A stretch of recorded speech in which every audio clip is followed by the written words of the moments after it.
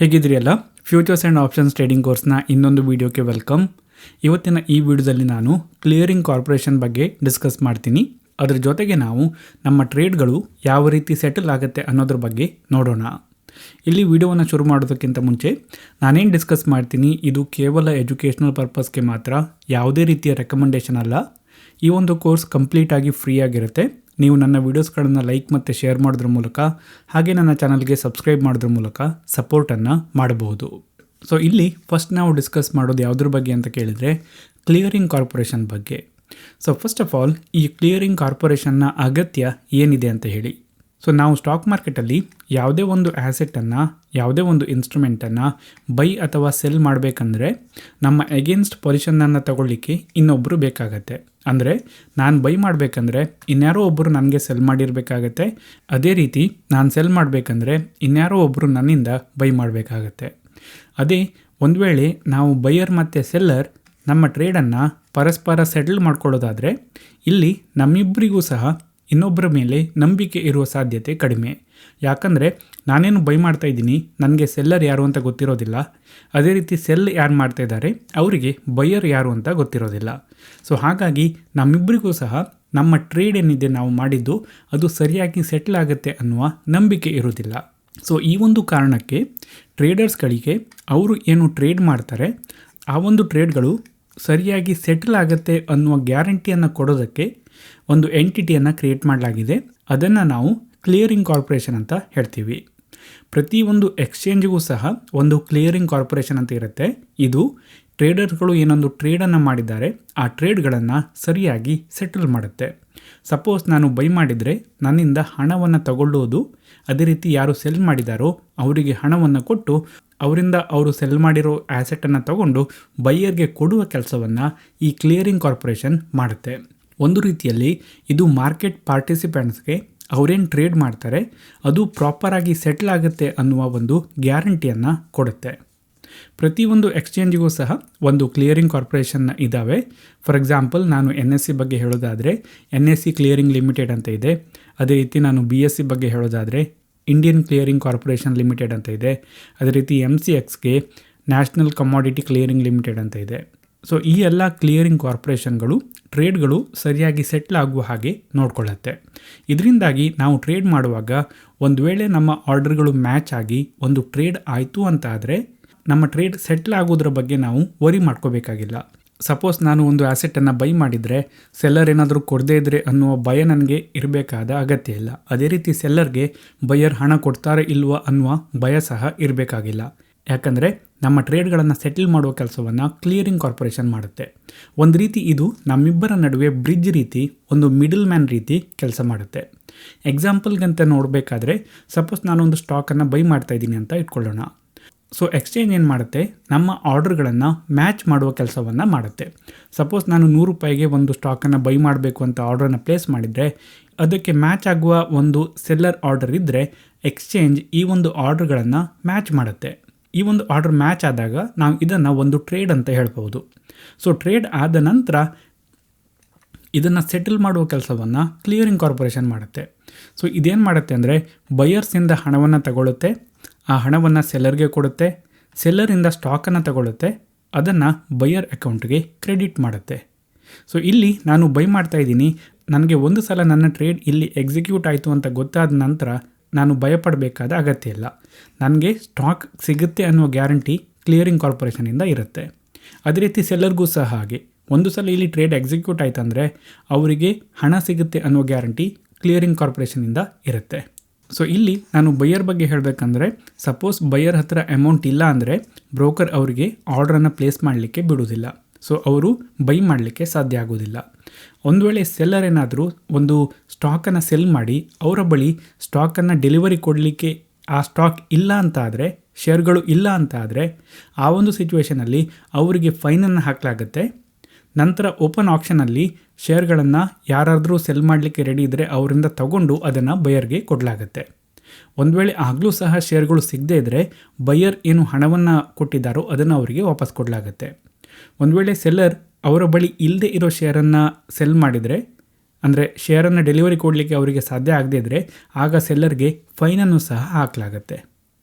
So ಇಲ್ಲಿ ಎಲ್ರಿಗೂ ಸಹ ಒಂದು ಗ್ಯಾರಂಟಿಯನ್ನು ಕೊಡೋದು ಯಾವುದಪ್ಪ ಅಂದರೆ ಕ್ಲಿಯರಿಂಗ್ ಕಾರ್ಪೊರೇಷನ್.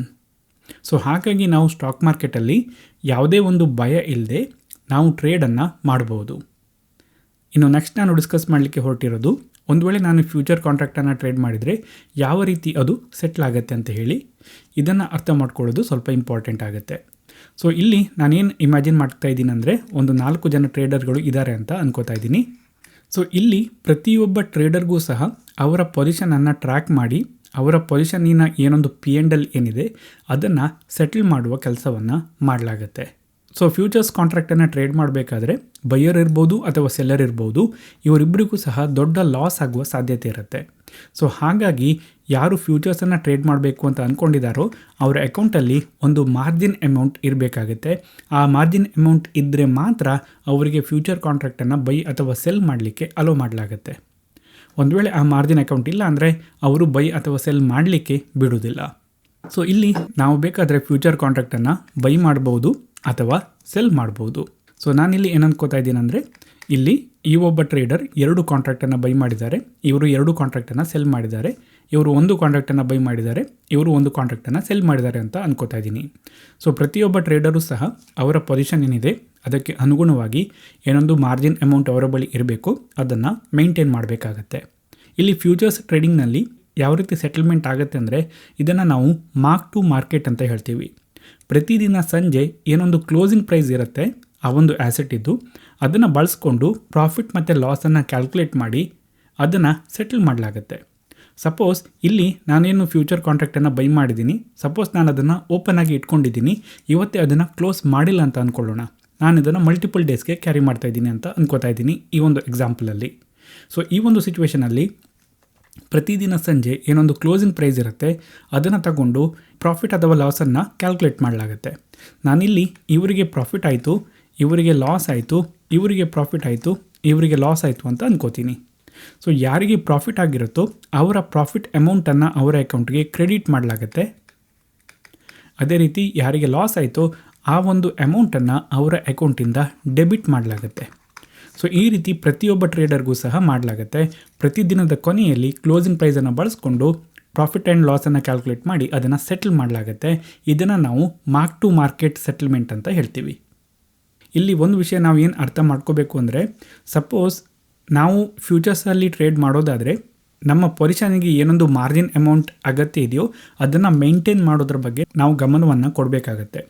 ಸಪೋಸ್ ಈ ಒಂದು ಟ್ರೇಡರ್ಗೆ ಏನು ಲಾಸ್ ಆಗಿದೆ, ಇವರಿಂದ ಆ ಒಂದು ಲಾಸ್ ಅಮೌಂಟನ್ನು ಡೆಬಿಟ್ ಮಾಡಲಾಗುತ್ತೆ. ಸಪೋಸ್ ಇದು 50,000 ಅಂತ ಅನ್ಕೋತಾ ಇದ್ದೀನಿ ನಾನು. ಸಪೋಸ್ ಇವರಿಗೆ ಇವರ ಪೊಸಿಷನನ್ನು ಮೇಂಟೈನ್ ಮಾಡಲಿಕ್ಕೆ 2 ಲಕ್ಷ ಮಾರ್ಜಿನ್ ಬೇಕು ಅಂತ ಅಂದ್ಕೊಳ್ಳೋಣ. ಸೊ ನೆಕ್ಸ್ಟ್ ದಿನ ಇವರ ಅಕೌಂಟಿಂದ ಈ ಒಂದು 50,000 ಹಿಂದಿನ ದಿನ ಏನೊಂದು ಲಾಸ್ ಆಗಿತ್ತು ಮಾರ್ಕ್ ಟು ಮಾರ್ಕೆಟ್ ಸೆಟ್ಲ್ ಆಗುವಾಗ, ಸೊ ಅದು ಮೈನಸ್ ಆಗಿರುತ್ತೆ. ಸೊ ಇವರ ಅಕೌಂಟಲ್ಲಿ ಪುನಃ ನೆಕ್ಸ್ಟ್ ದಿನ 2 ಲಕ್ಷ ಅಮೌಂಟ್ ಇರಲೇಬೇಕಾಗತ್ತೆ, ಅಥವಾ ಯಾವುದೇ ಮಾರ್ಜಿನ್ ಅಮೌಂಟ್ ಏನೊಂದು ರೂಲ್ಸ್ಗಳಿದ್ದಾವೆ ಅದಕ್ಕೆ ಅನುಗುಣವಾಗಿ.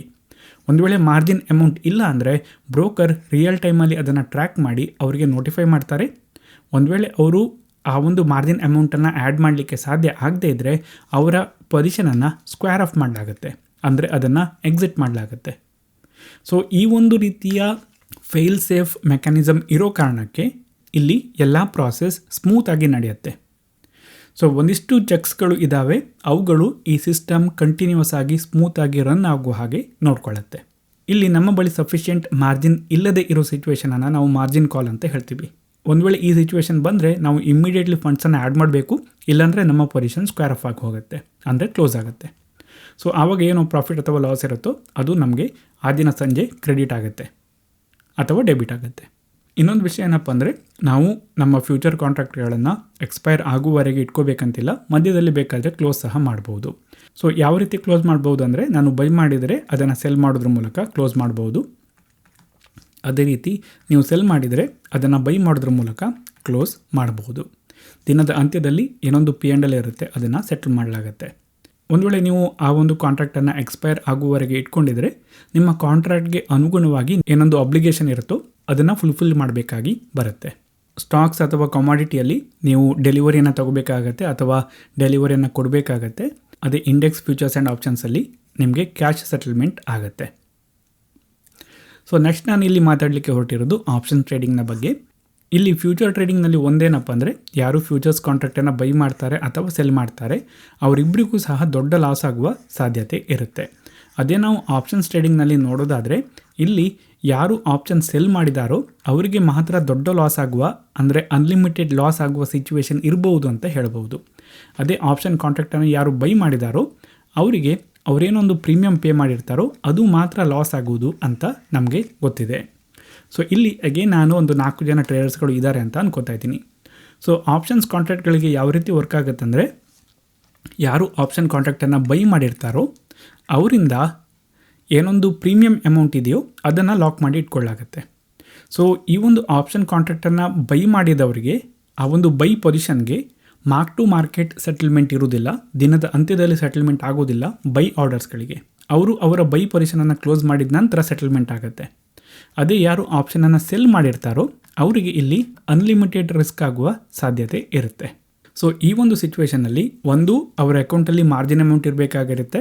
ಆಪ್ಷನನ್ನು ಸೆಲ್ ಮಾಡಬೇಕಾದ್ರೆ ಅದು ಬೈಯಿಂಗ್ಗೆ ಕಂಪೇರ್ ಮಾಡಿದರೆ ಸಿಗ್ನಿಫಿಕೆಂಟ್ ಆಗಿ ಜಾಸ್ತಿ ಅಮೌಂಟ್ ಆಗಿರುತ್ತೆ, ಯಾಕಂದರೆ ಅವರಿಗೆ ದೊಡ್ಡ ಲಾಸ್ ಆಗುವ ಸಾಧ್ಯತೆ ಇದೆ ಅಂತ ಹೇಳಿ.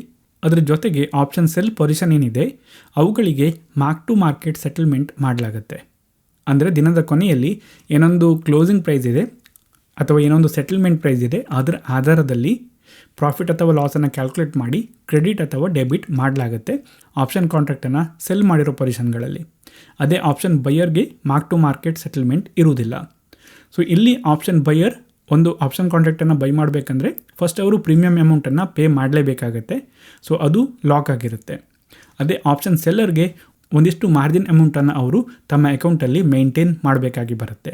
ಸೊ ಇಲ್ಲೂ ಸಹ ಒಂದು ವೇಳೆ ಅವರಿಗೆ ಲಾಸ್ ಆಗ್ತಾಯಿದ್ರೆ ಆಗ ಅವರ ಅಕೌಂಟಲ್ಲಿರೋ ಮಾರ್ಜಿನ್ ಅಮೌಂಟ್ ಏನಿದೆ ಅದು ಕಡಿಮೆ ಆಗಬಹುದು, ಅವರಿಗೆ ಮಾರ್ಜಿನ್ ಕಾಲ್ ಬರುವ ಸಾಧ್ಯತೆ ಸಹ ಇದೆ. ಅಂದರೆ ನಿಮ್ಮ ಪೊಸಿಷನ್ಗೆ ಏನೊಂದು ಮಾರ್ಜಿನ್ ಬೇಕಾಗಿದೆಯೋ ಅದು ಕಡಿಮೆ ಆಗಿದೆ, ನೀವು ಇಮಿಡಿಯೇಟ್ಲಿ ಫಂಡನ್ನು ಆ್ಯಡ್ ಮಾಡಿ ಅನ್ನುವ ಸಿಚುವೇಶನ್ ಬರಬಹುದು. ಅಗೇನ್ ಇಲ್ಲಿ ಬ್ರೋಕರ್ ಚೆಕ್ ಮಾಡ್ತಾ ಇರ್ತಾರೆ. ಒಂದು ವೇಳೆ ಮಾರ್ಜಿನ್ ಕಾಲ್ ಸಿಚುವೇಶನ್ ಬಂದರೆ ಫಸ್ಟು ನೋಟಿಫೈ ಮಾಡ್ತಾರೆ, ನಂತರ ಇಮ್ಮಿಡಿಯೇಟ್ಲಿ ಅವರ ಪೊಸಿಷನನ್ನು ಸ್ಕ್ವೇರ್ ಆಫ್ ಮಾಡ್ತಾರೆ. ಇಲ್ಲೂ ಸಹ ಹಾಗೆ ನಿಮ್ಮ ಬಳಿ ಒಂದು ಪೊಸಿಷನ್ ಇದ್ದರೆ ನೀವು ಆಪ್ಷನ್ ಕಾಂಟ್ರಾಕ್ಟನ್ನು ಎಕ್ಸ್ಪೈರ್ ಆಗುವವರೆಗೆ ಇಟ್ಕೋಬೇಕಂತಿಲ್ಲ. ನೀವು ಬೇಕಾದರೆ ಅದನ್ನು ಮಧ್ಯದಲ್ಲಿ ಕ್ಲೋಸ್ ಸಹ ಮಾಡ್ಬೋದು. ನೀವು ಬೈ ಮಾಡಿದರೆ ಸೆಲ್ ಮಾಡಬೇಕಾಗತ್ತೆ, ಅದೇ ರೀತಿ ಸೆಲ್ ಮಾಡಿದರೆ ನೀವು ಬೈ ಮಾಡಬೇಕಾಗಿ ಬರುತ್ತೆ. ಸೊ ಅದೇ ರೀತಿ ಒಂದು ವೇಳೆ ಈ ಒಂದು ಕಾಂಟ್ರಾಕ್ಟ್ಗಳು ಎಕ್ಸ್ಪೈರ್ ಆದರೆ ಆಗ ಏನೋ ಒಂದು ರೈಟ್ಸ್ ಇದ್ದಾವೆ ಅಥವಾ ಆಬ್ಲಿಗೇಷನ್ಸ್ ಇದ್ದಾವೆ, ಅದಕ್ಕೆ ಅನುಗುಣವಾಗಿ ಸೆಟಲ್ಮೆಂಟನ್ನು ಮಾಡಲಾಗುತ್ತೆ. ಸೊ ಇದಿಷ್ಟು ಕ್ಲಿಯರಿಂಗ್ ಕಾರ್ಪೊರೇಷನ್ನ ಬಗ್ಗೆ. ನೀವಿಲ್ಲಿ ನೆನ್ಪಿಟ್ಕೋಬೇಕಾಗಿರೋದು ಏನಪ್ಪ ಅಂದರೆ ಒಂದು, ನಾವು ಯಾವುದೇ ಭಯ ಇಲ್ಲದೆ ನಮ್ಮ ಟ್ರೇಡನ್ನು ಮಾಡಬಹುದು. ಒಂದು ವೇಳೆ ನಮ್ಮ ಟ್ರೇಡ್ ಎಕ್ಸಿಕ್ಯೂಟ್ ಆದರೆ ನಮ್ಮ ಟ್ರೇಡ್ ಸೆಟ್ಲ್ ಆಗುವ ಗ್ಯಾರಂಟಿಯನ್ನು ನಮಗೆ ಕ್ಲಿಯರಿಂಗ್ ಕಾರ್ಪೊರೇಷನ್ ಕೊಡುತ್ತೆ. ಇನ್ನೊಂದು, ನಾವು ಫ್ಯೂಚರ್ಸನ್ನು ಟ್ರೇಡ್ ಮಾಡ್ತಾಯಿದ್ರೆ ಅಥವಾ ಆಪ್ಷನ್ಸನ್ನು ಟ್ರೇಡ್ ಮಾಡ್ತಾಯಿದ್ರೆ ಏನಾದರೂ ಮಾರ್ಜಿನ್ ರಿಕ್ವೈರ್ಮೆಂಟ್ ಇದ್ದರೆ ನಾವು ಅದನ್ನು ಮಾನಿಟರ್ ಮಾಡ್ತಾ ಇರಬೇಕಾಗತ್ತೆ. ನಾವು ಮಾರ್ಜಿನ್ ಅಮೌಂಟನ್ನು ನಮ್ಮ ಅಕೌಂಟಲ್ಲಿ ಮೇಂಟೈನ್ ಮಾಡ್ತಾನೆ ಇರಬೇಕಾಗತ್ತೆ. ಸೊ ಇದಿಷ್ಟು ನಿಮಗೆ ಗೊತ್ತಿದ್ದರೆ ಸಾಕಾಗತ್ತೆ ಈ ಒಂದು ವಿಡಿಯೋದಿಂದ. ನಿಮಗೇನಾದರೂ ಈ ವಿಡಿಯೋ ಇಷ್ಟ ಆದರೆ ಲೈಕ್ ಮಾಡಿ, ಇಲ್ಲಾಂದರೆ ಡಿಸ್ಲೈಕ್ ಮಾಡಿ. ಏನಾದರೂ ಹೇಳಬೇಕಂತ ಇದ್ದರೆ ಅದನ್ನು ಕಮೆಂಟ್ ಮಾಡಿ. ಏನಾದರೂ ಡೌಟ್ ಇದ್ದರೆ ಅದನ್ನು ಸಹ ಕಮೆಂಟ್ ಮಾಡಿ. ಬೇರೆಯವರ ಡೌಟಿಗೆ ಆನ್ಸರ್ ಗೊತ್ತಿದ್ದರೆ ನೀವು ರಿಪ್ಲೈ ಮಾಡಿ. ಇದೇ ರೀತಿ ಬೇರೆ ವಿಡಿಯೋಸ್ಗಳನ್ನ ನೋಡೋದಕ್ಕೆ ನನ್ನ ಚಾನಲ್ಗೆ ಸಬ್ಸ್ಕ್ರೈಬ್ ಮಾಡಿ. Thank you.